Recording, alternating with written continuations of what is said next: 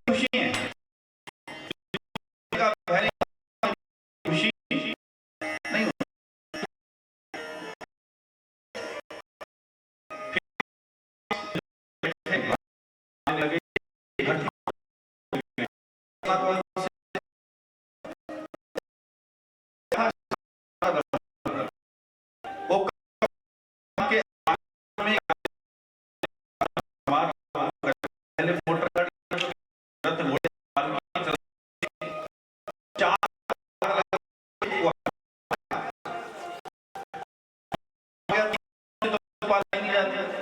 महाराज ने कहा कि नहीं, एक बीमार हो गया तो कोई मिल जाएगा, अपना ही राजा है, पकड़ा तो वन में गए तो नारायण नारायण करते हुए फिर चलो राजा लाया, किस लिए? बोले पानी महाराज। अब हट्टे कट्टे थे, हट्टे कट्टे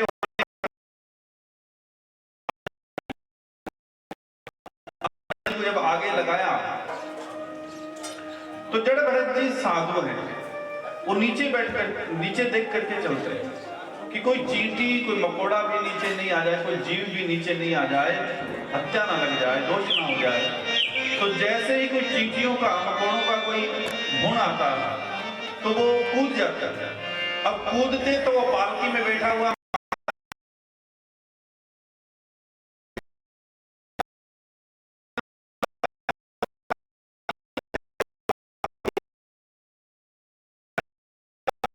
नीचे किया, तो मैं उसकी चिकित्सा इस प्रकार से करूंगा जैसे यमराज यमदूतों के की करता था। और ठहाका लगा करके बड़े हंसे तो क्रोध और बढ़ा, ये हंस रहा है। बोले पालकी रोको। अब पालकी जैसे रोकी, पालकी का पर्दा हटाया, चाबुक लेकर के नीचे उतरे रघुगण जी, ऐसे धोती पहने हुए, तिलक लगाए हुए, माला है, मन में विचार आया ये तो ब्राह्मण है, कोई साधु।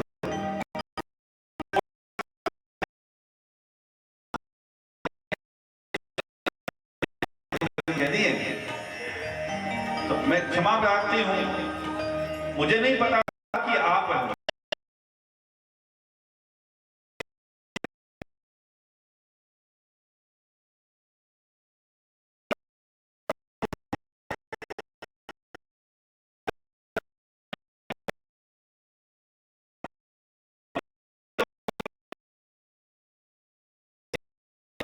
कि जड़ भरत जी से पूछा, आपको मैंने मारने के लिए घोड़ा उठाया और ये बात कही, आपको भय नहीं लगा और आप हंसने लगे?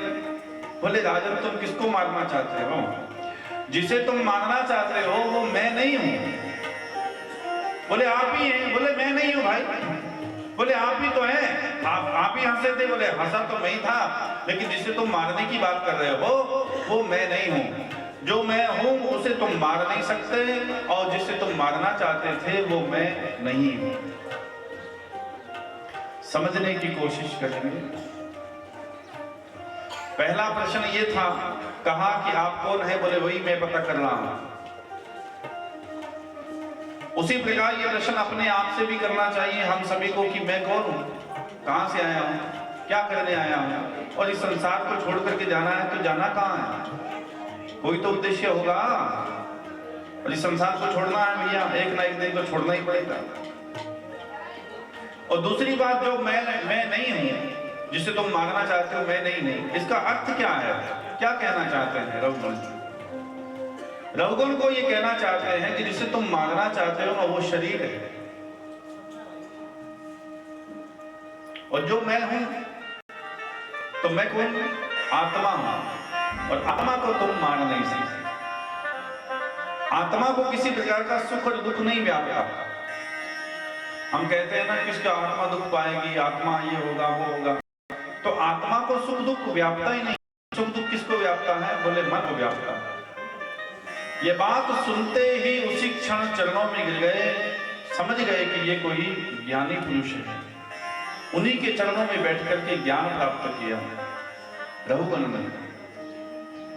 एक दो प्रश्न का उत्तर आप भी समझ लें। आत्मा क्या है? आत्मा का संबंध किसके साथ में है? ये विचार करना चाहिए। ईश्वर अंश जीव अविनाशी, हम सभी ईश्वर के अंश हैं। जीव अविनाशी है। नैनम चंदती शस्त्राणी नैनम दहती पावका न चैनम कले दिंत्यापो न शुष्यति मरुताहा। आत्मा न जन्मती है न मरती है कदाचित, ना उसे सुख व्यापता है ना उसे दुख व्यापता है। आत्मा तो एक न्यूट्रल तत्व है। न्यूट्रल तत्व मतलब पानी उसे गीला नहीं कर सकता, वायु उसे सुखा नहीं सकती, और कोई अस्त्र शस्त्र उसे काट नहीं सकता, और अग्नि उसे जला नहीं सकती। एक प्रकाश की तरह है। जैसे प्रकाश आपके चेहरे पर पड़ रहा हो, सूर्य नारायण भगवान की किरणें आपके ऊपर पड़ रही हैं, और कोई ये कहे कि भैया इसको काट दो, इन किरणों को काट सकते हो? पानी से गीला कर दो, वायु से सुखा दो, अग्नि से जला दो, हो सकता है? संभव ही नहीं है। ठीक उसी प्रकार आत्मा तो न्यूट्रल तत्व है। तो दुख और सुख किसको व्यापता है? बोले मन को व्यापता है। और मन का संबंध रक्त के साथ में है। जहां जहां रक्त जाता है वहां वहां मन को सुख और दुख व्यापता है। किसी की उंगली कट गई, ऑपरेशन करवाने के लिए गए। अब ऑपरेशन करवाने के लिए गए तो वो हाथ के ऊपर इंजेक्शन लगा देता है, तो रक्त की जो धारा है उसको वहां पे रोक देता है। रोकने के बाद में चाहे उसे काटे चाहे कुछ भी करे, पीड़ा होती है।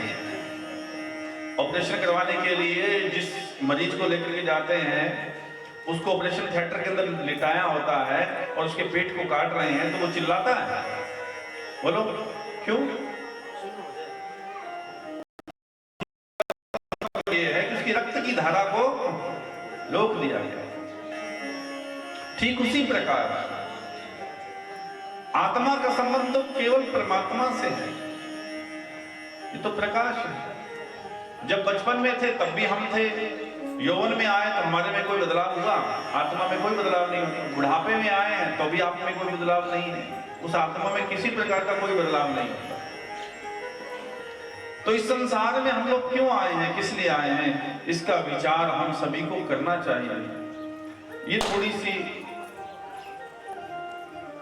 जो बातें हैं ये कठिन जरूर है। आजकल लोग चुटकुले ज्यादा सुनते हैं, मनोरंजन की कथाएं ज्यादा सुनते हैं, इसलिए कठिन बातों का उच्चारण कम होता है। बस आप लोगों को लुभाना है, कैसे भी करें।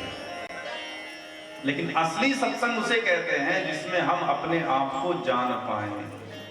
बोले श्रीमद् भागवत महापुराण की जय। बार बार साधु गाते हैं, संत कहते हैं, इसलिए कहते हैं कि भैया इस संसार का चिंतन छोड़ करके भगवान का चिंतन कर, भजन कर, नहीं तो तू बाद में बहुत पछताएगा। कोई भी भजन उठाओ, उसमें एक भजन मैंने सुना, बड़ा सुंदर भजन है। संत गा रहे हैं, कह रहे हैं कि भजले हरि को एक दिन तो है जाना, भजले हरि को एक दिन तो है जाना, भजले हरि को एक दिन तो है जाना। यदि जीवन को सफल बनाना, भजले हरि को एक दिन तो है जाना, भजले हरि को एक दिन तो है जाना।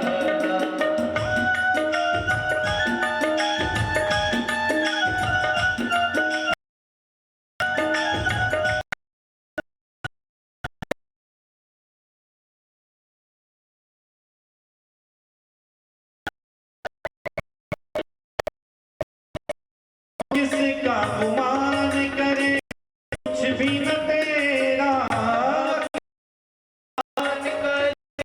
कुछ तेरा नैन बसेरा, तो दिखा है ये नैन बसेरा।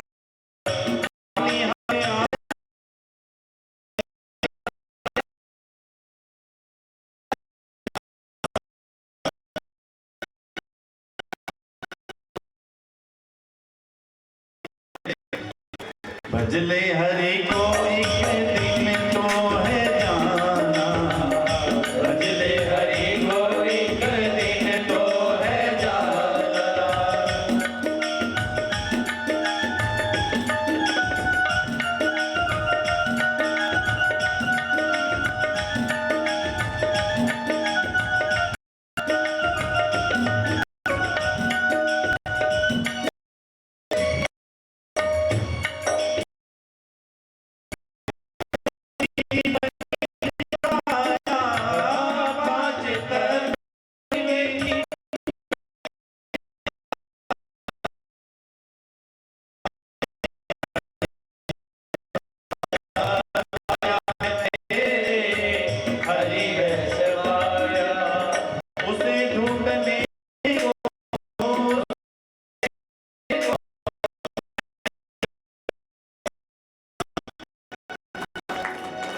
आपके भजले हरि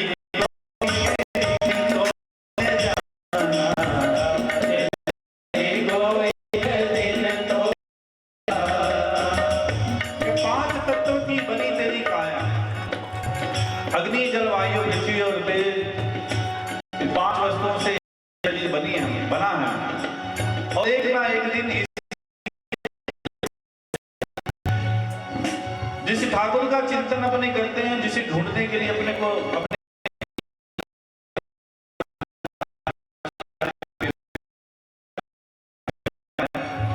उसे ढूंढने के लिए कहीं नहीं है। तीर्थों में जाना, अपनी मन बुद्धि को शुद्ध करना, मिलेंगे ऐसा नहीं, मन बुद्धि को शुद्ध करना है। और भगवान को अगर मिलना है तो बस आंखें बंद करो, भीतर देखो भैया। आना मुझसे दूर दूर, वो नजर नहीं आया, ये नजर का कसूर है। और जिस संपत्ति के पीछे, जिस माया के पीछे निरंतर हम दौड़ रहे हैं,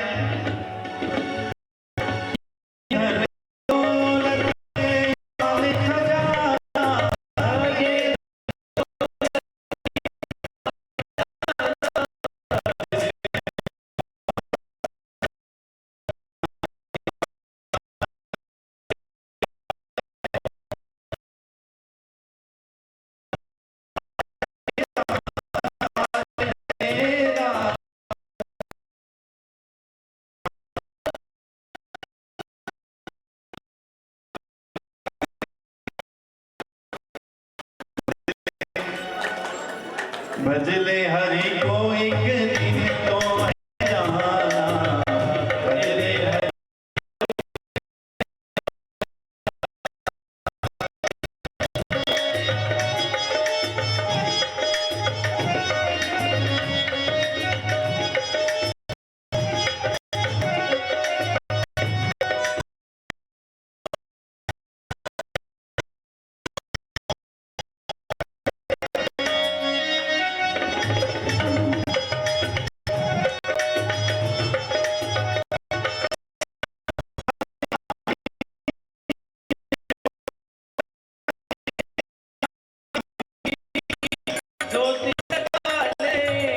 जो कुछ किया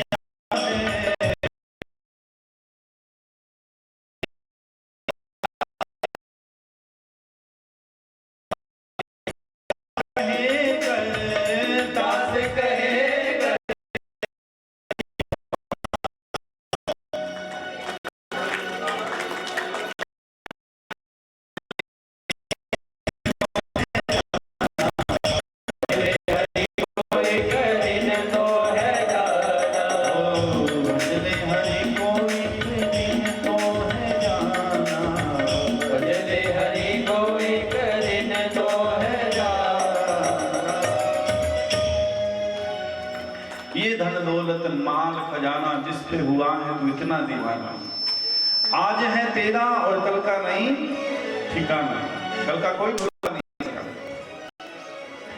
रहुगण को वही के वही ज्ञान हो गया,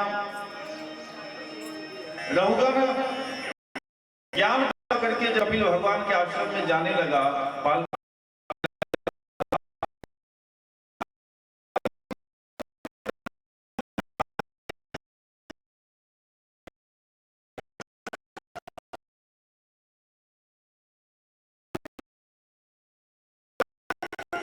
योग्य कारण क्या है? ये ब्रह्मदेव आप बताएं। बोले कारण ये है कि तुम्हारे भीतर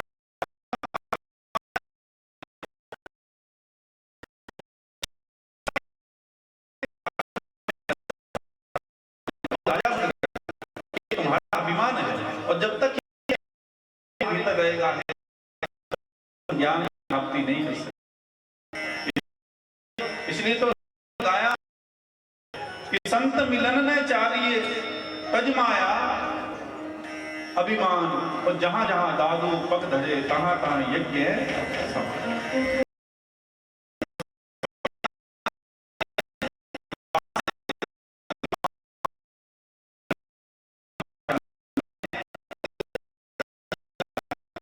भगवान का अंतर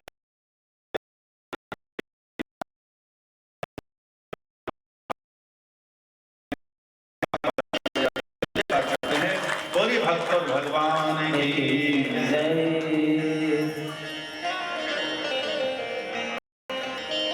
श्री सुखदेव जी महाराज के श्री चरणों में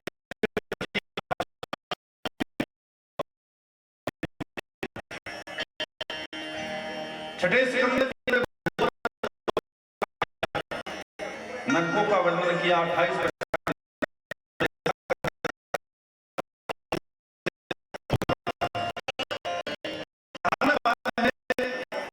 कि आज कोई बुरा कार्य करता है या चोरी करता है या ठगी करते हुए करता है,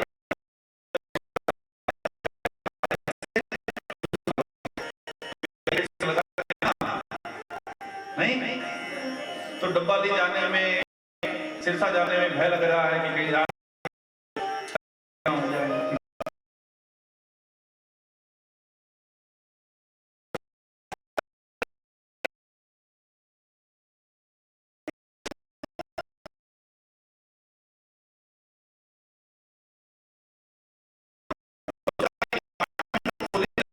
उससे हमें भय लगता है, तो ये विचार करना चाहिए पाप कर्म करते हुए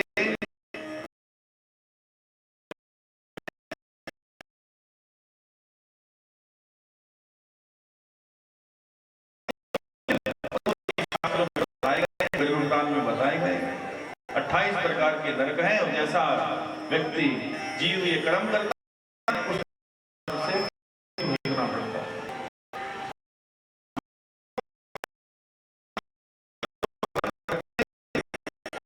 सुखदेव जी कहते हैं कि ये मानवा पाप करता सर्वदा दुराचारता विमार्गा क्रोधा करते हुए ये पापी व्यक्ति इस संसार को छोड़ करके जाता है तो 99,000 योजन पाताल नरक लोक है, उसमें उस जीव को ले जाया जाता है। पीछे जाते हैं तो हजारों बिच्छू और हजारों सांप एक साथ में काटे तो इतनी वेदना पीड़ा उस पापी उस समय प्राण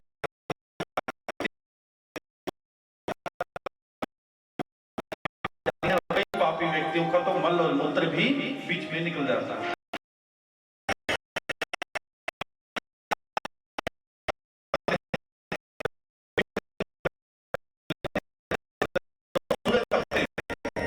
प्यास लगती है उसे तो पीछे जो उसके पुत्र हैं, पुत्र वो इत्यादि करते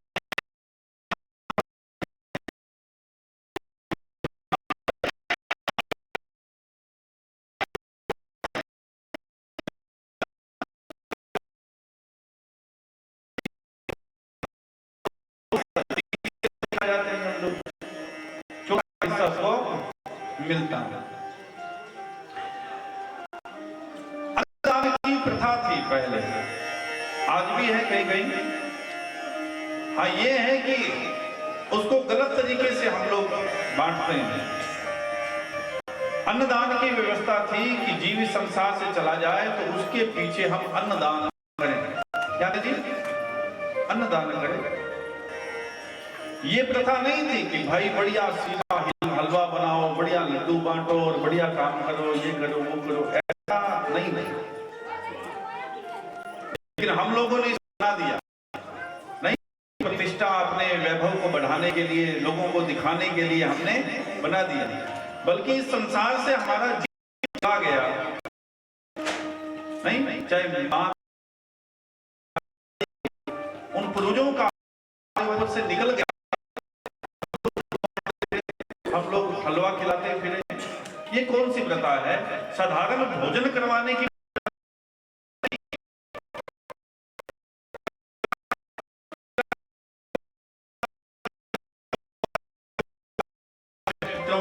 पूर्वजों के प्रति कार्य कर रहा है, हलवा और लड्डू बांट रहा है, और एक गरीब आदमी है वो बेचारा पीछे क्या करे भाई?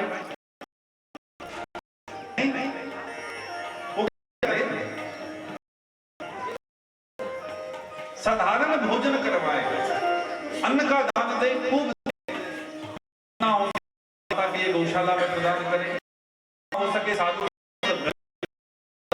करना चाहिए, लेकिन हम बड़े बड़े लोगों को बुला करके वो खिलाते पिलाते हैं, बल्कि वो नहीं मिलता।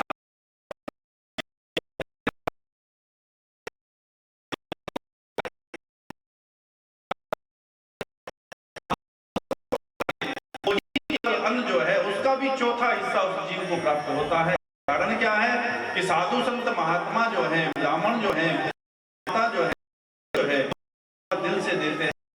जीव चला गया, भगवान उसकी आत्मा को शांति प्रदान करेगा।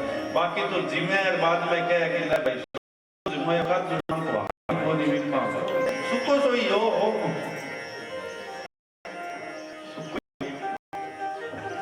पेट भरते हैं, पेट पे हाथ मारते हैं, चल पड़ते हैं महाराज।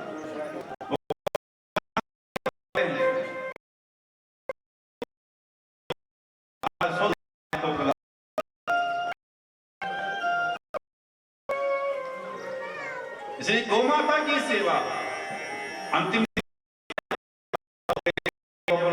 मनाते हैं और विष्णु समाज के 16वां दिन मनाते हैं। उस दिन खूब दान दो अन्न का गौ माता के लिए। और गौ माता अन्न का दान मतलब फल दो, चूड़ी दो, तूड़ी दो, जो भी हो सकता है वो चढ़ करके गौ माता के लिए तो उस जीव को प्राप्त होगा।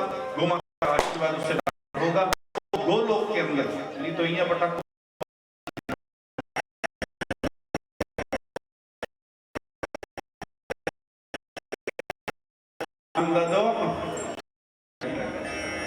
बोली हरिलाल की, गौ माता की।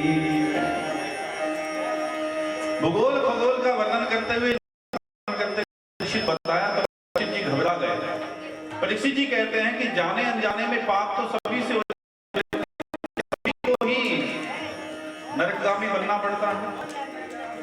तब श्री सुखदेव जी ने कहा कि नहीं, जाने अनजाने में पाप जाते हैं, लेकिन उसका पश्चाताप जीव नित्य नूतन करता है तो वो पाप है।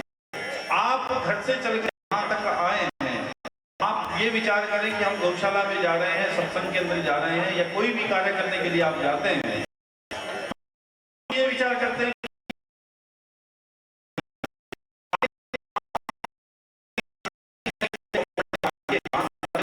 खेत जाते हुए, घर जाते हुए जाते पाप हुआ कि जीव को जैसे अपना शरीर प्रिय है, हर जीव को वो शरीर प्रिय है। और वो मर गए, पांव के नीचे आ गए। ये पाप हुआ कि पुण्य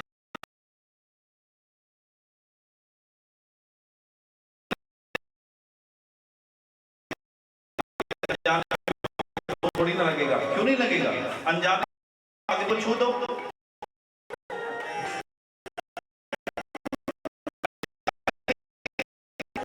और वहां अग्नि ये थोड़ी ना कहे कि भाई तू छू दिया, तू मेरे महिला का चलता छोड़ दो।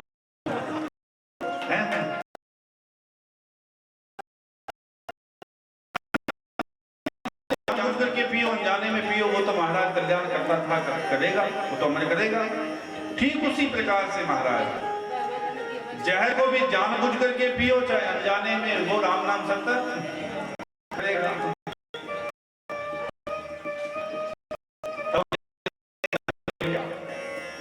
तो जाने अनजाने में जो भी पाप होता है उसका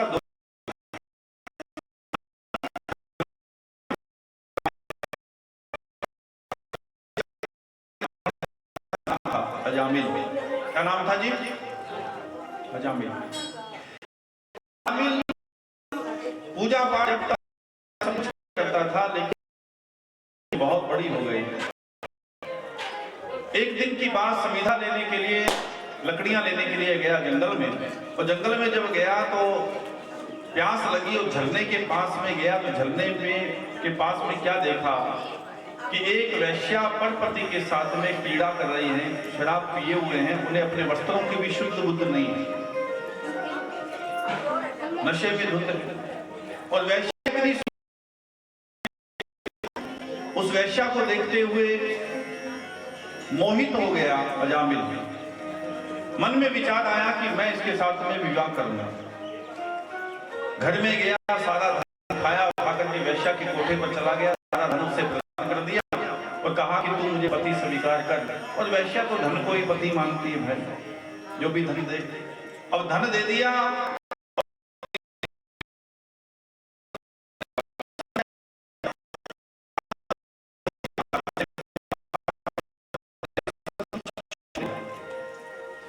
जो त्रिकाल संध्या करने वाला विप्र था, ब्राह्मण था, मांस खाए मदिरा पिए जाए नहाए भोजन करे सो ब्राह्मण मर जाए। वो ब्राह्मण कहलाने योग्य नहीं है। नरक के 3 द्वार हैं, बचना पड़ता नहीं, उनसे अगर बच जाए तो भगवान की सर्व रूप से ही प्राप्ति कर सकता है। वो 3 कौन से द्वार हैं?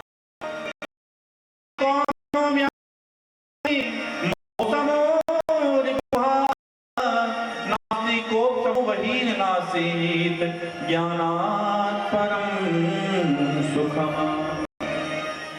नास्तिक को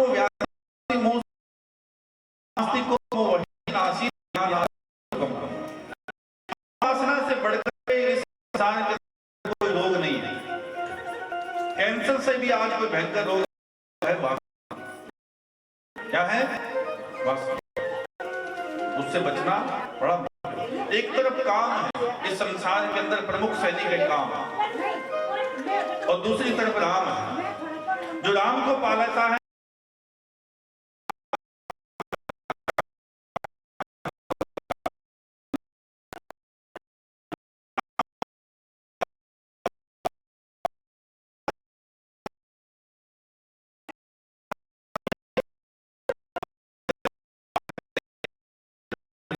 कुछ भी करें मोह के कारण करते हैं, ठगी करें, चोरी करें, कैसे भी धन लाना पड़े, गेन केन प्राकेन, मोह के कारण। मोह किस में है? पत्नी में है, बच्चों में है, परिवार में है, कमाई में है।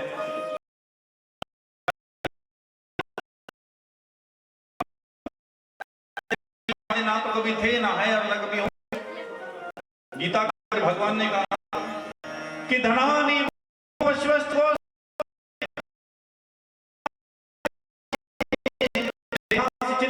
लोक मार्गे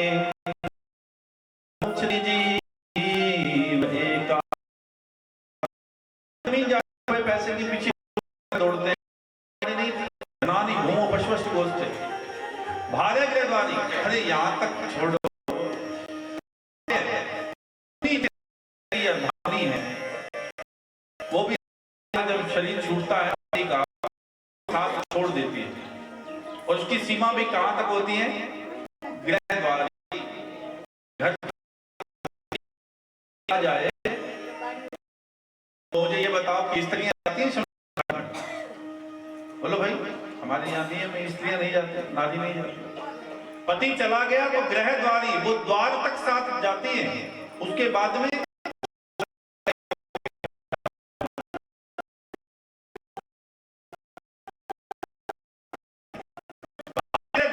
जना शमशान है। और जिसे हम कहते हैं हमारा काका है, ये मामा है, ये बुआ है, ये फूफा है, ये फलाना है, ये फलाना है, फलाना है, वो भी शमशान घाट तक जाते हैं।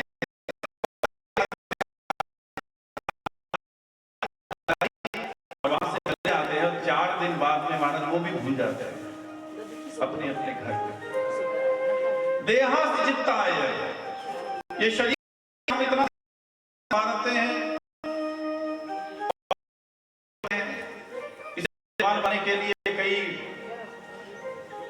तरह के लोभन हैं, वो क्या कहते हैं, अभी सब्जी निकली, क्या बोलते हैं, पीडिया खाना। तो ये शरीर भी 2 मुट्ठी राख की बन जाता है।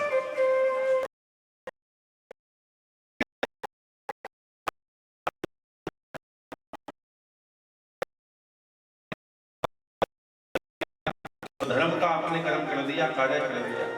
अगर आपने झाड़ू लगा, कार्य आपने कर दिया। आपने किसी को मीठा वचन बोला,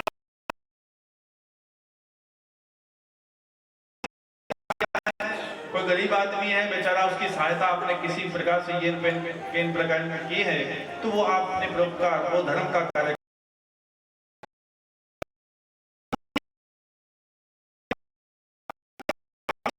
जो कर्म किए हैं वो ही आपके साथ में चलने वाले हैं, बाकी संसार की कोई वस्तु चलेगी नहीं। जहां तक लगे मोह हैं हम लोग, व्यवहारिक जीवन, लेकिन ज्यादा मोह किसी से भी नहीं करना चाहिए। इस संसार को छोड़ करके अपने को जाना है।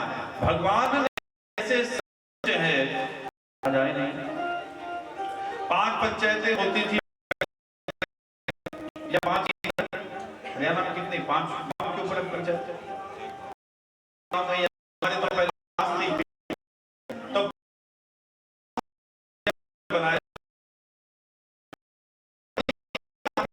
कि मैं सदा के लिए रहूंगा भाई हैं?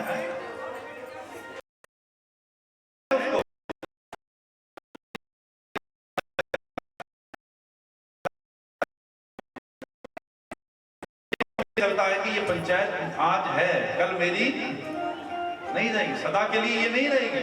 उसी प्रकार घर के अंदर जो 5 सदस्य हैं उसके ऊपर सरपंच बना करके हमें आपको रख दिया गया है, ये हमारे नहीं है। सरपंच बदलेगा, क्या समझे? नहीं बदला तो बताओ। घर के अंदर मूर्ति लगी हुई है ना, फोटो लगी है कि नहीं, दादा परदादा, ये क्या थे? घर के सरपंच थे। बदले या नहीं बदले हैं? लास्ट दिन साफ बना दिया कि नहीं? कौन बना हुआ है? लो भाई अब तो सरपंच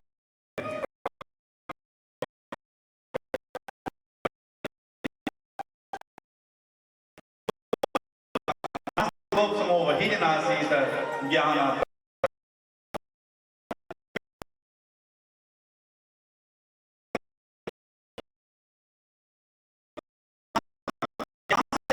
इस संसार के अंदर कोई बड़ा सुख नहीं है। कौन है? अरे कौन भूमि पर भारी, कौन अग्नि से तेज है और कौन काजल से कारी। जल पतला ज्ञान है, पाप भूमि पर भारी, क्रोध अग्नि से तेज है और कलंक काजल से भी कारी।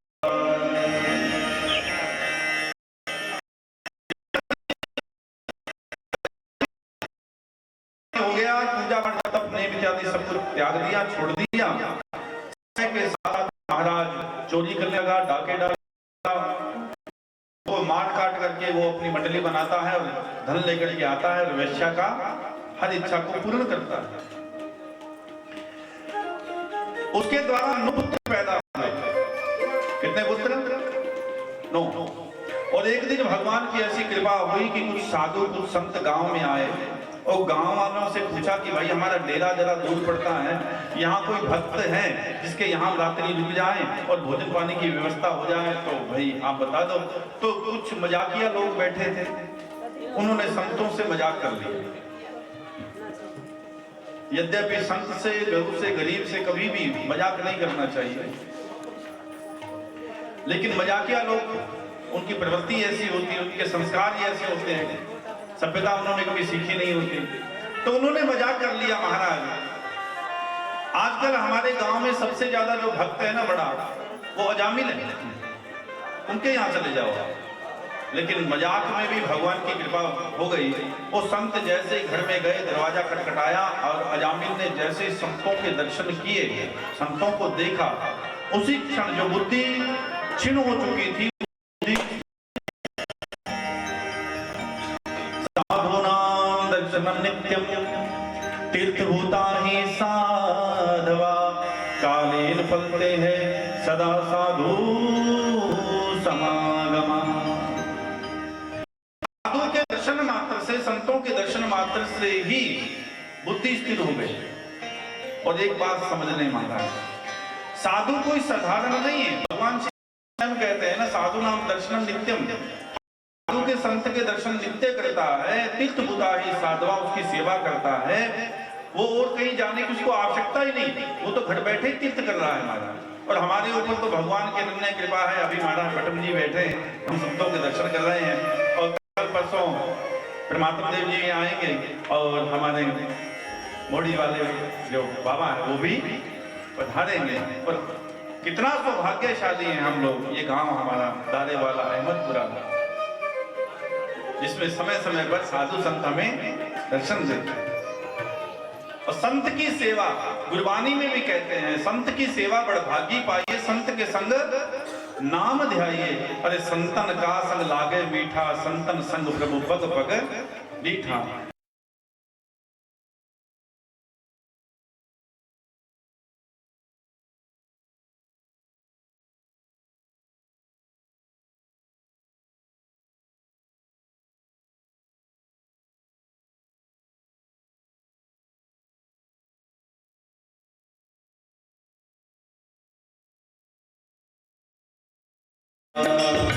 श्री राम जय राम, श्री राम जय राम, जय जय राम। सिया राम जय राम, जय जय राम। सिया राम, सिया राम, सिया राम। बंदो संत सजल चंद्र, संतों के शीश चरणों में हर पंथ में, हर ग्रंथ में ये बात कही गई।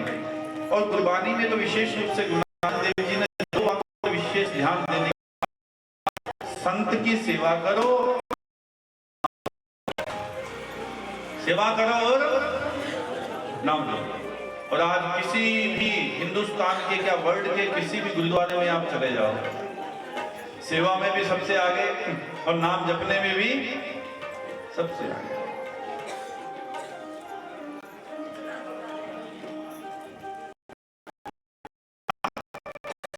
देख करके चरणों में गिर गए, बोले महाराज आप मेरे द्वार पर, ये तो वैश्यवाड़ा है और आप यहाँ कैसे आए? बोले हमें तो बताया गया कि आप भक्त हैं, हम तो भोजन पानी की व्यवस्था सेवा के लिए आए थे। तो बोले महाराज मैं अपने घर का अन्न आपको प्रदान नहीं कर सकता, मैं स्वयं वैश्या के यहाँ रहता हूँ। आपको देखा तो मुझे याद आया कि कभी मैं ब्राह्मण विप्र हुआ करता था, कभी मैं भी पूजा पाठ जब तब नियम इत्यादि किया करता था, लेकिन इस वैश्या का संग प्राप्त करने के पश्चात मैं पूजा पाठ जब तब नियम इत्यादि सब भूल गया। आपको देखा तो मुझे याद आया, अब तो ये भी ज्ञान हो रहा है आपको देख करके, आपके दर्शन करने से, कि इस संसार को छोड़ करके मुझे जाना है, एक न एक दिन तो मरना ही पड़ेगा महाराज, लेखा जोखा वहां पर देना पड़ेगा। लेकिन अब मैं क्या करूं, ये मुझे समझ से बाहर है। आप ही कोई उपाय बताएं महाराज, भगवान की कृपा से ही आप पधारे हैं। संतों ने कहा कि ठीक है, तुम पश्चाताप करना चाहते तो भगवान का भजन करो, चिंतन करो, नाम जपो, माला घुमाओ। बोले महाराज माला घुमाने के लिए बैठता तो हूँ, कई बार ऐसा मन में विचार आ जाता है, लेकिन मन लगता नहीं। तो मन किस में लगता है? बोले इस वैश्या में लग जाता है, पत्नी में लग जाता है, बच्चों में लग जाता है। बोले कोई फिर भी तुम्हारा कल्याण होगा। बोले कमाल है, मैं कह रहा हूं कि पत्नी में लगता है, बच्चों में लगता है, और आप कहते हैं फिर भी कल्याण होगा, कैसे होगा? बोले हमने ज्ञान दृष्टि से देखा है, तुम्हारे 9 पुत्र हैं। बोले हाँ।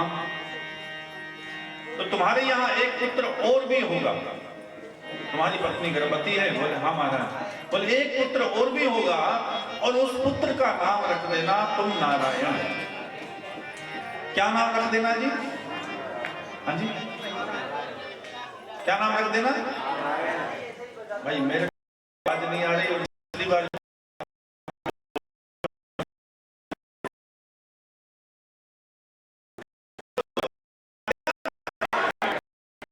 दोनों हाथ ऊपर करके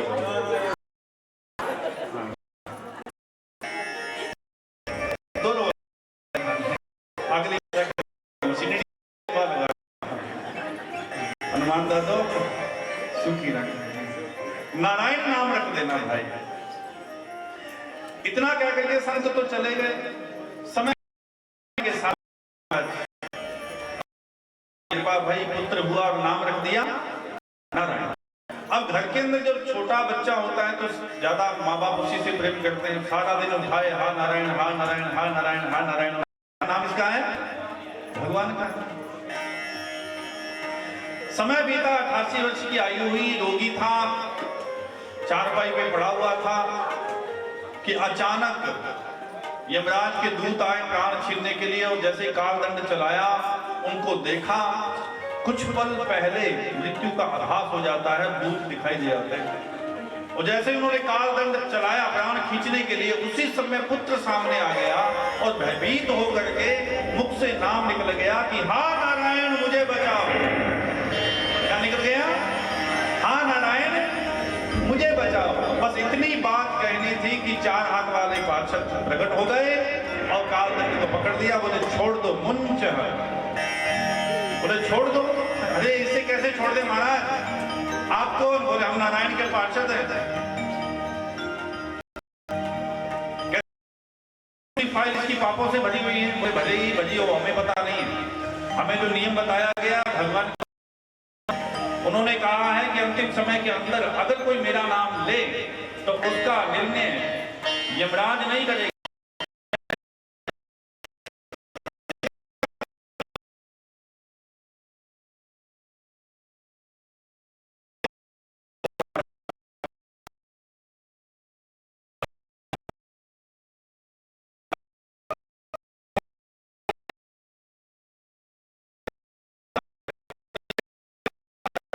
दिखाई दिए तो मन में विचार आया,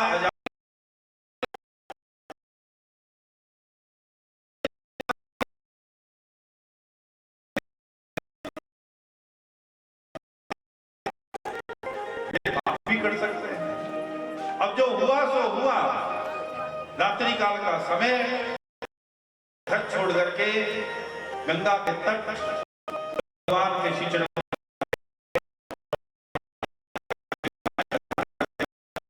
करने लगा।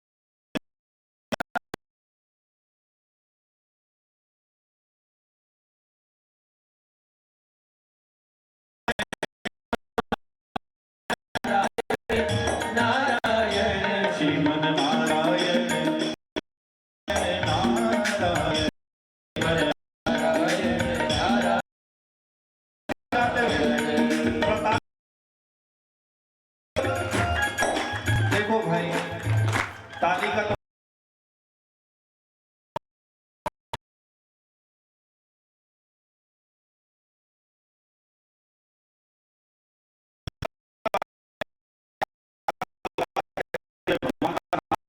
हरी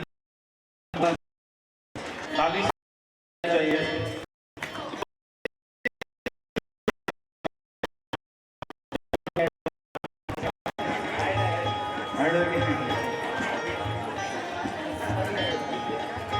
क्या दूंगे?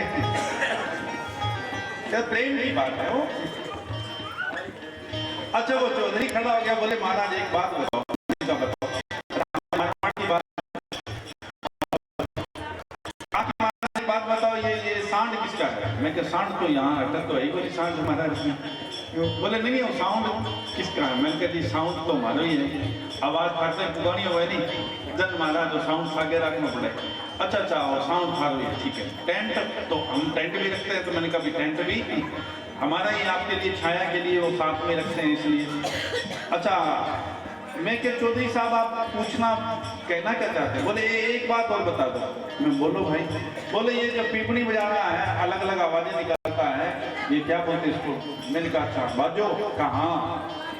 तो मैंने कहा कि ये साथ में रखना पड़ता है, आप तक आवाज पहुंचानी पड़ती है, इसलिए इसको भी साथ रखना पड़ता है, सुर मिलाना पड़ता है। अच्छा वो भी था रही है? मैं कहा हाँ। और तबलो मैं क्यों मैं वो भी मार रही है। अरे एक वो डांडिया पीटा वो, मैं क्या वो भी मारो थे क्यों कहता हो? बोले एक बात और बता दो जी का कथा में लिपिया भेड़ा हो सीधे मैं कभी बेबी मारा ही है मारी गाया ने चाहिए गौशाला खातर में काम करा धन महाराज मारी गाया खातर वापिसा भी तो मारा ही है जना कहे अच्छा हाँ अच्छी बात मारा सांड थारो है कि हाँ मारा सांड मारा ही जिया थारो निकले टैंकी थारो में क्या मारो पिपड़ियां भी थारी में क्या हाँ पीसा भी थारा में क्या हाँ तो मैं थारा नौकरा करना आदि कीर्तन थारो ही होना चाहिए फिर मैं क्यों बोला हाँ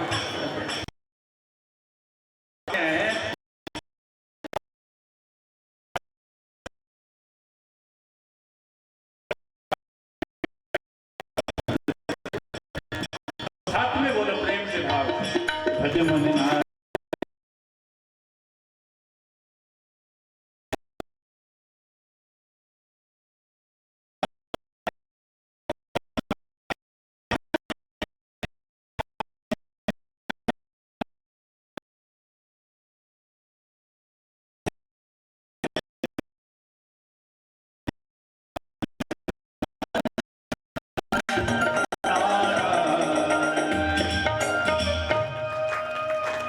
भगवान का चिंतन करते करते महाराज सब पापों से मुक्त हो गए।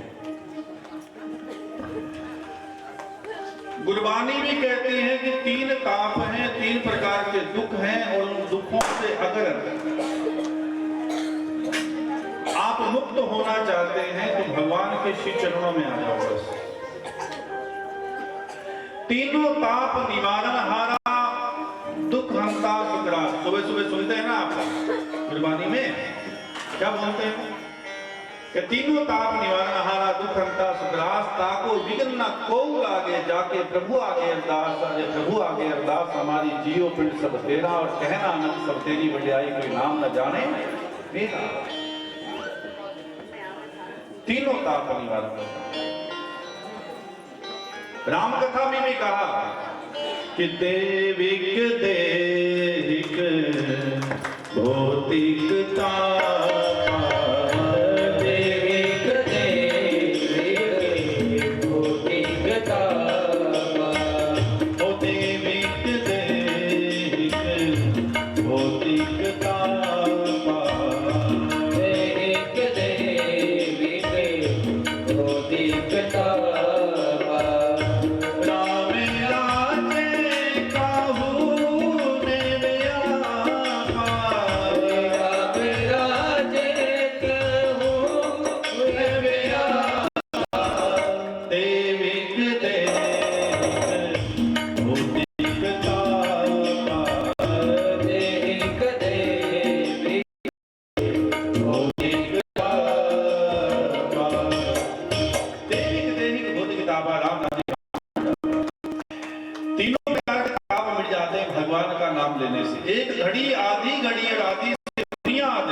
तुलसी संगत साधु की कटे पोते अजामिल को देखो साधुओं का दर्शन हुआ ज्ञान प्राप्त हुआ और ज्ञान प्राप्त होने के पश्चात भगवान का नाम लिया और नाम लेने से सर्व पाप मिट करके वैकुंठ धाम की वो प्राप्ति कर गए। तो फटाका बोला बढ़ते हैं हनुमान दादो सुखी रहे। परीक्षित से कहा श्री सुखदेव जी कहते हैं कि हे परीक्षित जो मूक की वाणी को भी समझ लेता है वो हमारी वाणी को नहीं समझेगा।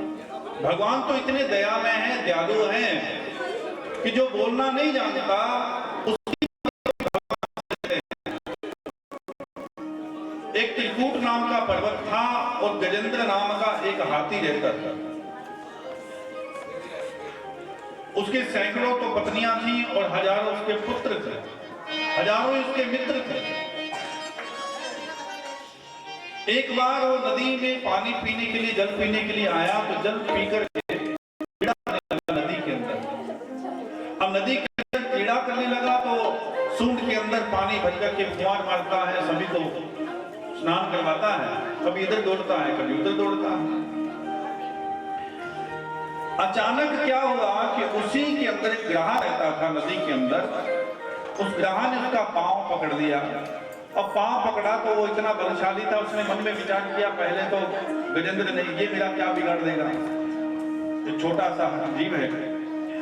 लेकिन ये भूल गया कि मैं नदी में खड़ा और नदी के अंदर हाथी का जो बल होता है वो कम हो जाता है, क्योंकि पानी की सतह के कारण कम हो जाता है, और ग्राह का बल जो होता है वो 10 गुना बढ़ जाता है। और पानी में जब ग्राह गजेंद्र को खींचने लगा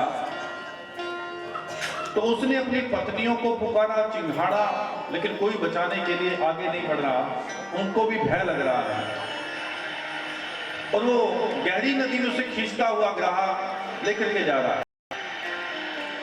अपने पुत्रों को पुकारा, अपने मित्रों को बुलाया, चिंघाड़ता रहा, लेकिन कोई उसे बचाने के लिए नहीं आया। अभी जो आपका कहते हैं ना, मित्र हैं, भाई हैं, बंधु हैं, सगे संबंधी हैं, गुरबानी में एक बात लिखी है कि साथी संगी तज गए को न निभयो साथ, कहना न किया विपत्ति मां एक तेग रघुनाथ। विपत्ति के अंदर अगर आपत्ति आएगी, विपत्ति आएगी, तो एक तेग रघुनाथ, केवल एक ही आपका सहारा बनेगा, वो है इसके अलावा कोई भी आपका अपना बनने वाला नहीं है। हम कहते तो जरूर हैं, लेकिन फिर भी आपको फिर हमारी पट्टी लगी हुई है और कोलू के बैल की तरह हम चल रहे हैं सारी जिंदगी। बात को समझते जरूर हैं, लेकिन फिर भी कोलू के बैल की तरह आंखों पे पट्टी लगे हुए घूम रहे, चक्रेंगे। बातों पर विचार करना ये जरूरी है। मैंने पहले भी कहा था कि सिर दर्द हो रहा है अगर हमारा, तो टेबलेट कहने से खाली वो पीड़ा मिटेगी नहीं। भूख लगी है तो रोटी कहने से भूख मिटेगी नहीं, उसे खाना पड़ेगा। उसी प्रकार सत्संग की जितनी भी बातें होती हैं उसको श्रवण करने से, सुनने से खाली नहीं, उसको आपको गहन तरीके से चिंतन करना पड़ेगा, तो आपका कल्याण होगा, अन्यथा नहीं होगा। सभी के सभी छोड़ गए महाराज, भाग गए सभी के।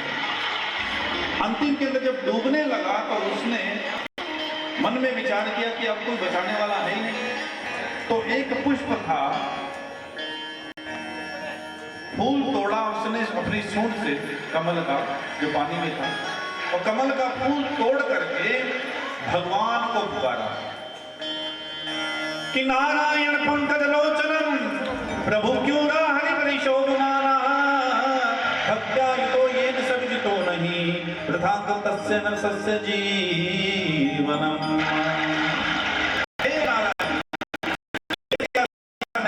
हम किसी के न कोई, हमारा हारे का सहारा एक नाम तुम्हारा।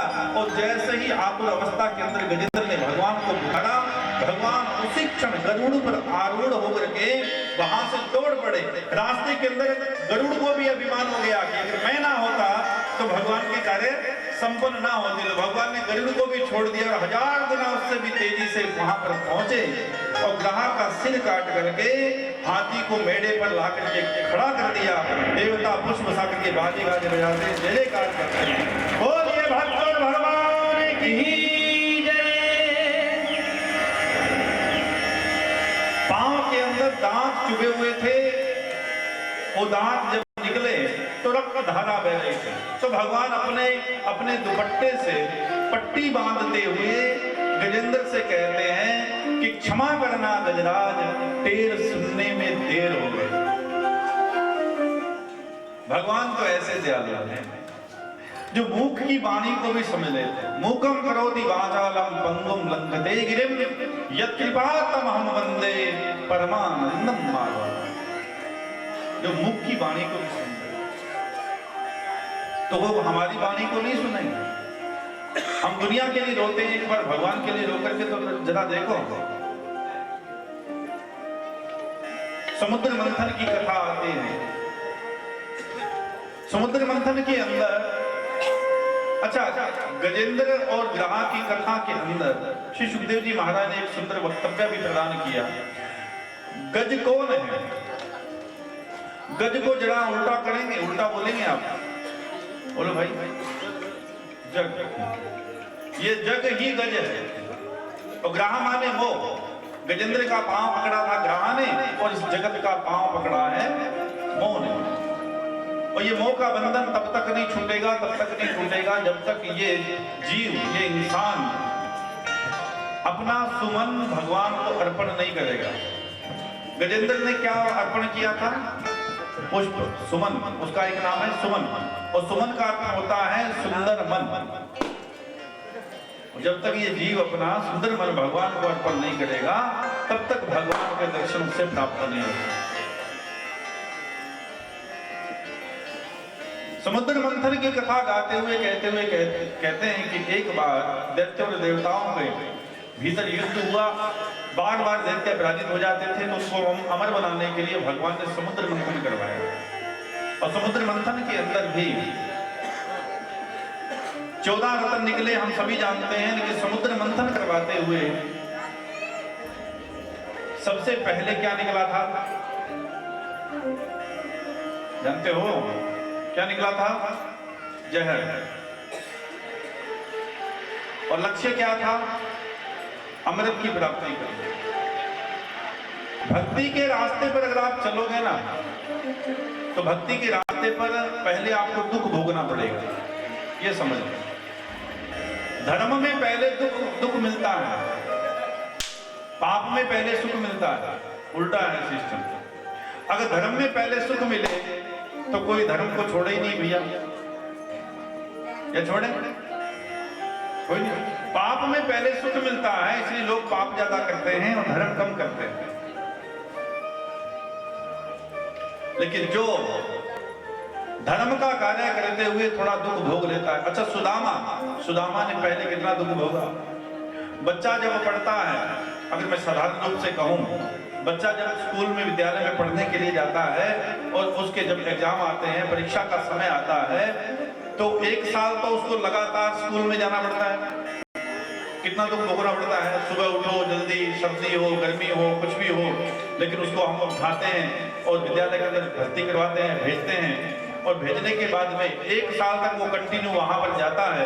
और जब परीक्षा का समय आता है, तो परीक्षा के समय के अंदर वो बालक जो बड़ी क्लासें वाले हैं, उनको तो ज्यादा ध्यान होगा कि कितना दुख भोगना पड़ता है। रात्रि को 2-2 बजे तक वो लाइब्रेरी में बैठे रहते हैं, कई लाइब्रेरी में ही सो जाते हैं, 2 घंटे के लिए जागते हैं, 2 घंटे के लिए सोते हैं कि भाई उसके पश्चात 18-18 घंटे 20-20 घंटे वो पढ़ते हैं और इतना दुख भोगते हैं। और दुख भोगने के पश्चात जब वो महाराज एग्जाम देते हैं, पेपर देते हैं, और जब पेपर के अंदर आता है कि वो मेरिट कर गया भाई, तो वो सारा दुख भूल जाता है। बस यही धर्म का लक्षण है। धर्म के कार्य करोगे तो लोग पता नहीं क्या क्या बातें बनाएंगे, क्या क्या बातें कहेंगे। आजकल तो बड़ा भक्त बना है, ये है वो है फलाना है। कई बार कहेंगे कि ले तू तो बड़ा भक्त है, तेरे घर में इतना दुख क्यों आ गया? कोई छोटा मोटा दुख आ जाए तो भाई क्यों आ गया, किसलिए आ गया? तू तो भगवान का चिंतन करता है। बहुत सी बातें बनाई जाएंगी और भगवान परीक्षा भी लेंगे। अरे घर के अंदर आपने गाय भैंस रखी हुई है, जब उसका खूंटा ठोकते हैं ना, खूंटा ठोकते हैं हथौड़ी से, तो ठोकते हुए 2-3 बार आप चेक करते हैं या नहीं करते कि ये ठीक ढंग से लग गया कि नहीं लग गया। अगर हिल रहा है तो 2-4 और आप उसके ऊपर ठोक देते हैं। और जब वो हिलना डुलना बंद हो जाता है खूंटा, तब आप समझ आते हैं कि अब खूंटा अच्छी तरह से लग गया। अब गाय को बांधो, चाहे भैंस को बांधो, चाहे किसी को बांधो, अब निश्चिंत हो जाते हैं।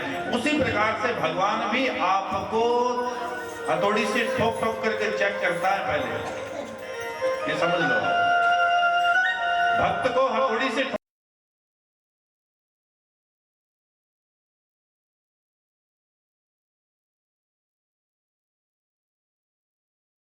उसके प्यार के प्रेम के बंधन में बंध जाता है। उसके प्रेम के बंधन नहीं बंधे, धन्ना जाट के बंधन में जैसा चाहा उसने करवाया। और कितना सुंदर एक भक्त ने कहा, अरे कुण जाए या माया श्याम तेरी। अभी पानी बंद कर दो भैया, समय के अनुसार पानी दो। भक्त जी, युवा पीढ़ी के लिए एक बार जोरदार ताली लगाएं। वैसे तो ये सेवा में सदैव संलग्न रहते हैं दिन और रात, लेकिन निवेदन है जलपान करवाने के लिए समय जो दिया गया है वो निर्धारित है, उसी में ही हम जलपान चाय पानी इत्यादि पिलाएं, बीच में नहीं। यहाँ अमृत पान कर रहे हैं, अमृत को छोड़ करके पानी पी रहे हैं तो ठीक नहीं है। अमृत पियो भैया, नहीं अमृत का पान। भगवान भक्त के बस में है, जैसा चाहे भक्त करवा सकता है। बाबा लिखते हैं, एक संत गाते हैं, अरे खुल जाने या माया श्याम तेरी हो, अरे खुल जाने या माया श्याम तेरी अजब निराली रे, सावरिया अजब निराली रे, पिलो कीरो नाच जाट मेरे गयो हरी, चार बुझारो नाच जाट गए हरी। अरे खुल जाने या माया श्याम तेरी हो, खुल जाने या माया श्याम तेरी अजब निराली रे, सावरिया अजब निराली रे, पिलो कीरो नाच जाट गए हरी रे, चार बुझारो नाच जाट गए हरी रे।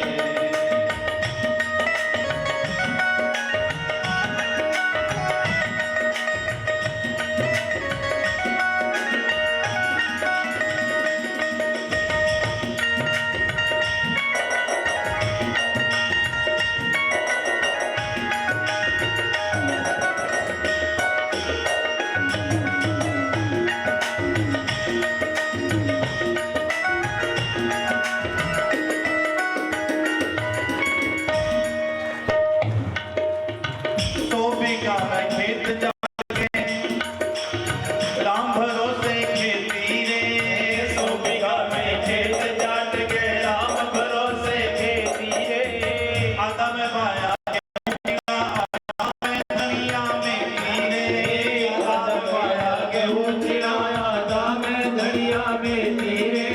आवे चोर जब चक्कर लगावे, आवे चोर जब चक्कर लगावे, आवे चोर जब चक्कर लगावे, आवे चोर जब चक्कर लगावे, जावे खाली रे, सावरिया जावे खाली रे। अरे त्रिलोकीयो नाम जाट गए जो हरी, हम चार बुझारो नाच जाट गए जो हरी रे। हरि बोल, प्रेम से भाव से ताली बजाते हुए।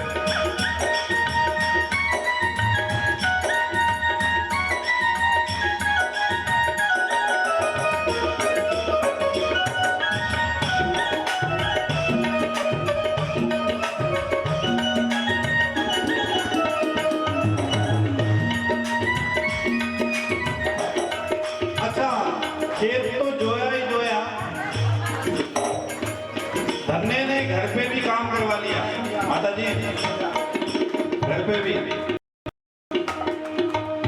घर पे कैसे काम करवाया? भोरी भैंस चमकनी जाट के दो छाली दो नारा, भोरी भैंस चमकनी जाट के दो छाली दो नारा, बिना पाड़ को बाड़ो जाट को पांच न्यारा न्यारा रे, बिना पाड़ को बाड़ो जाट के पांच न्यारा न्यारा रे। आवे चोर जब चक्कर लगावे हो, आवे चोर जब चक्कर लगावे, देवे गाली रे, सावरिया देवे गाली रे, त्रिलोकीरो नाच जाट गए गयो हरी रे, वो चार बुझारो नाच जाट गए गयो हरी रे। हरि बोल।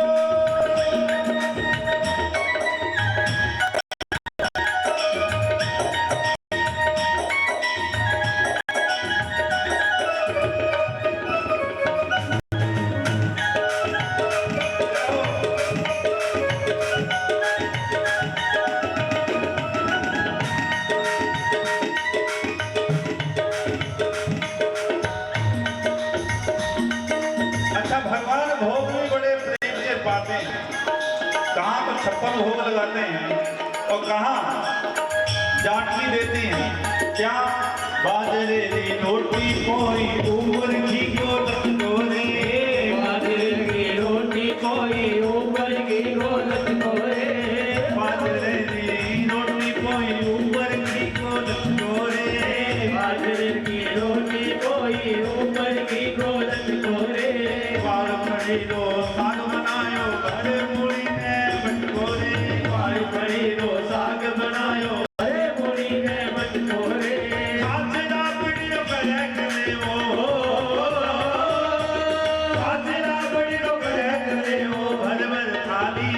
सारियां भर भर थाली में।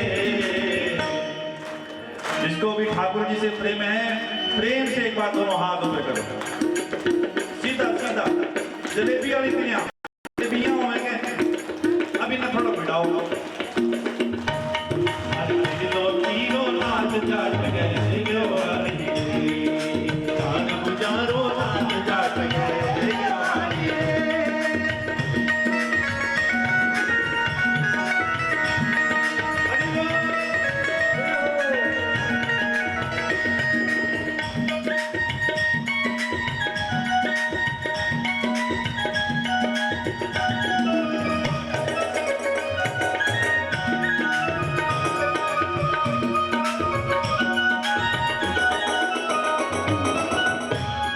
थक जाओ तो नीचे कर लो। अच्छा, एक जगह मैं कहीं कथा कर रहा था, मैं हाथ ऊपर करने की बात कही तो बाकी सभी तो ऊपर कर रहे थे, एक पीछे पीछे भाई बैठा था, वो ऊपर हाथ नहीं कर रहा था। तो मैंने उससे कहा कि भाई तू हाथ ऊपर क्यों बोल करे? बोले महाराज आज नहीं काल कर छू। मैं क्यों भाई काल हूँ, रेशू नहीं रेशू बेटा, आज क्यों को नहीं करे? बोले नहीं नहीं महाराज आज को नहीं करूँ। मैं कर नहीं भाई अब अच्छा मैं भी लारो पकड़ लिया हूँ। अब लारो पकड़ियो जना महाराज वो बटू खड़ियो और सीधो मेरे कन आयो। मैं बिन के तू हाथ ऊपर क्यों कौन करे भाई बात बता।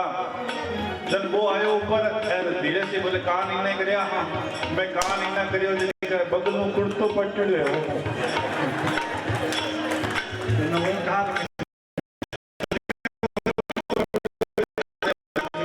बाकी तो सगला ऊपर कैसे कहते हैं।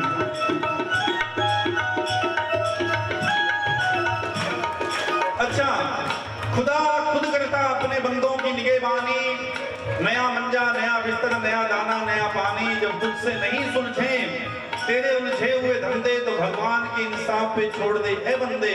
वही तेरी मुश्किलें आसान करेगा, जो तू ना कर सका वो भगवान करेगा। नामदेव नाम के एक बहुत बड़े भक्त हुए भगवान के परमहंस, जिसके बारे में मैंने कल भी कहा कि रोटी नामदेव ने पकाई और कुत्ते ने खाई, पीछे घी का कटोरा लिए जा रहा।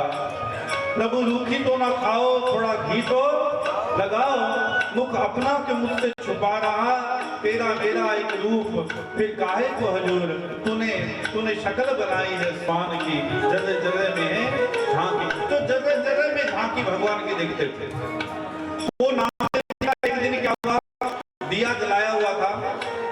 अब वो हर बात भगवान के ऊपर छोड़ देते थे, जो भी होती बोले भगवान जाने, भगवान ने किया है, भगवान ही करते हैं, ये उनका नियम था। कोई भी बात होती तो भगवान के ऊपर छोड़ते। एक दिन क्या हुआ, दिया जलाया हुआ था पूजा के लिए, पूजा पाठ करके दिया जला करके बाहर बैठ गए पेड़ के नीचे।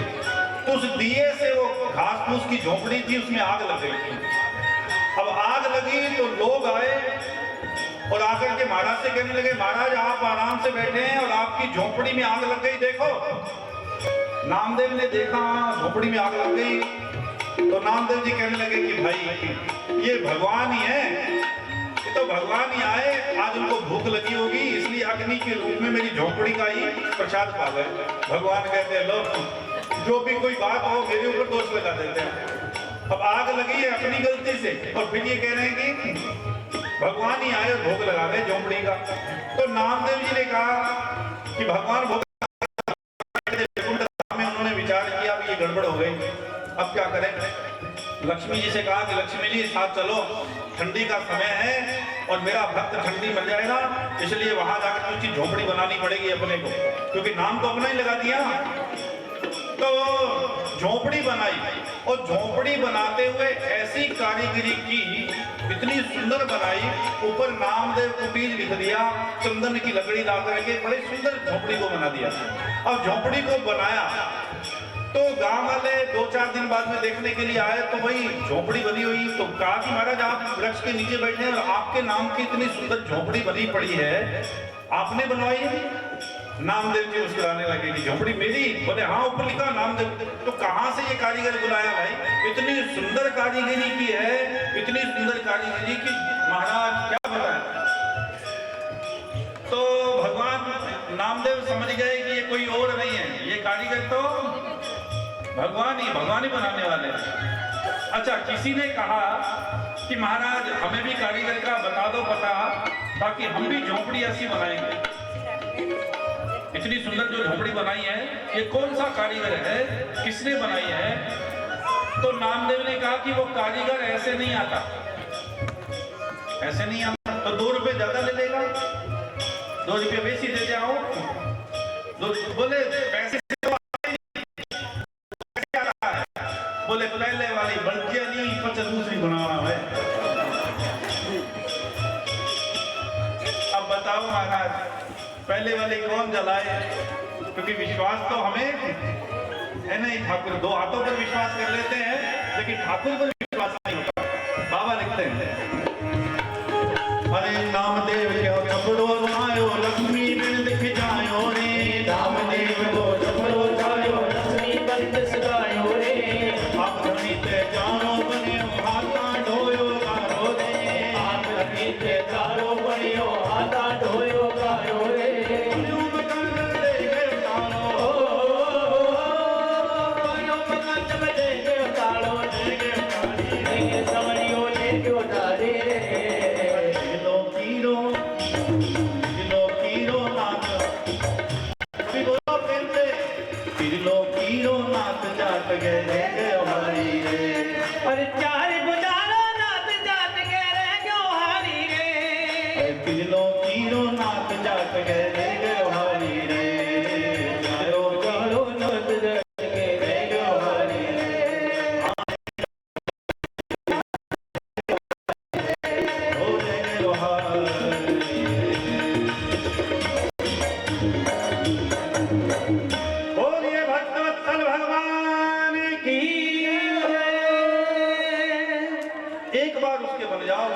पश्चात वो खुद करता है अपने बंदों की निगरानी। विश्वास जरूरी है, और धर्म के कार्य के अंदर महाराज कुछ दिन तो धर्म करते हैं लोग, लेकिन उसमें अगर फल नहीं मिलता तो लोग धर्म छोड़ करके पाप करना प्रारंभ कर देते हैं। और ये सूत्र है, ये समझ लें आप। कुछ लोग ये कहते हैं कि मैं तो भक्ति बहुत करता हूं या करती हूं, लेकिन फिर भी दुख आता है। आएगा, भगवान परीक्षा लेते हैं। सुदामा की नीति बताओ, सुदामा परम भक्त थे, क्या उनकी परीक्षा नहीं ली? भगवान के मित्र भी थे, परम भक्त भी थे। तो धर्म पहले थोड़ा दुख देगा, लेकिन अंतिम में इतना सुख प्रदान करेगा कि जिसकी आप कल्पना नहीं कर सकते।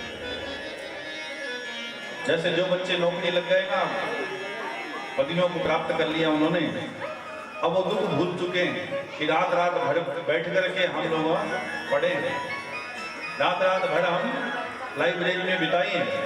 अब वो पदवी पर बैठ गए, उन्हें नौकरी मिल गई, जॉब मिल गई, अब उन्हें किसी प्रकार का कोई दुख है?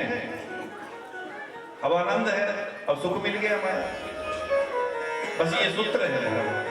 अच्छा, पाप जो है वो पहले तो सुख देगा, लेकिन अंतिम समय में इतना दुख प्रदान करेगा उसकी भी कल्पना नहीं कर सकते। तो पाप में पहले सुख है, लोग पाप ज्यादा करते हैं। धर्म में पहले थोड़ा दुख मिलता है, इसलिए लोग, समुद्र मंथन की कथा इसका उदाहरण है। समुद्र मंथन की कथा में अमृत प्राप्त करना था ना, लक्ष्य तो ये था, लेकिन पहले निकला क्या? जहर, और जहर तो लक्ष्य था नहीं।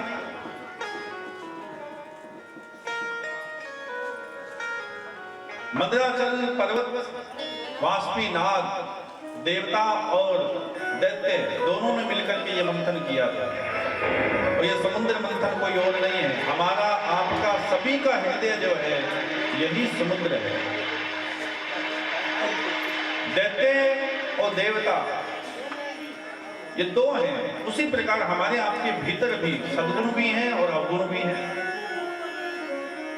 मंदराचल पर्वत था तो मन को मंदराचल पर्वत बनाओ, सद्गुण और दुर्गुण जो है उनको मिला करके अगर आप इसका मंथन करेंगे मन के द्वारा, तो ज्ञान रूपी माखन जो है, ज्ञान रूपी जो अमृत है, वो साधक को प्राप्त हो सकता है और साधक परमात्मा की प्राप्ति कर सकता है। ये अमृत हमारे आपके भीतर ही है, बस इसको प्राप्त करने के लिए साधक को साधना के द्वारा इसका मंथन करना जरूरी है। क्या सही है और क्या गलत है, ये विचारधारा होना बहुत जरूरी है। और ये बुद्धि भगवान ने ऊपर ऊपर लगाई है, इसीलिए लगाई है कि पहले विचार करो, फिर सुनो, और फिर सही है कि गलत है उसका निर्णय करके फिर बोलो।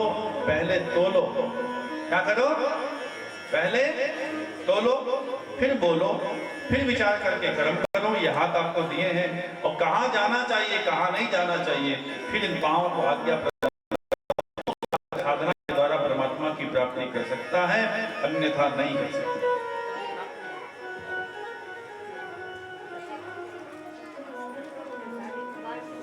बोली वृंदावन बिहारी लाल की जय, गौ मात की जय। राजा बलि की कथा सप्तम स्कंद में आती है। प्रहलाद की कथा उससे पहले, प्रहलाद की कथा के अंदर राजा बलि जो पुत्र हुए, प्रहलाद ने भगवान को किस प्रकार से पाया और राजा बलि सर्वस्व लौटा दिया भगवान के श्री चरणों में किस प्रकार से, और कैसे राम कथा का 2 अध्याय बताए गए और फिर कृष्ण कथा में भगवान ठाकुर जी आए। इस कथा का पान हम थोड़े से विराम के बाद में करेंगे, 20 मिनट के विराम में। अभी समय हो गया, थोड़ा हरि कीर्तन करते हुए कथा को विराम बताएंगे। प्रेम से भाव से सभी साथ हैं। श्री कृष्ण गोविंद हरे मुरारी, हे नाथ नारायण वासुदेवा, कृष्ण गोविंद हरे मुरारी, हे नाथ नारायण वासुदेवा, हे नाथ नारायण वासुदेवा, हे नाथ नारायण वासुदेवा, नाथ नारायण